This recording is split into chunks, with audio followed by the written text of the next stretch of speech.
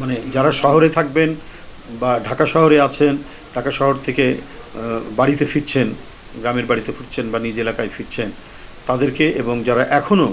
এই সরকারের অন্যায় অত্যাচার উৎপীড়নের মুখে কারান্তরীণ রয়েছেন, তাদেরকেও আমি ঈদের শুভেচ্ছা জানাচ্ছি। পাশাপাশি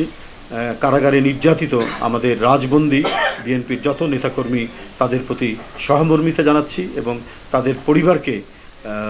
আমি আরও বেশি তাদেরকে সহমর্মিতা জানাই যে তাদের এই সংকটের সময় তারা যাতে দৃঢ় চিত্তে সেটি মোকাবেলা করতে পারে এটি, এবং যারা এই গণতান্ত্রিক আন্দোলন এবং গণতন্ত্রকে ফেরানোর জন্য সংগ্রাম করে আত্মহুতি দিয়েছেন, নিজের জীবন উৎসর্গ করেছেন, সেই সব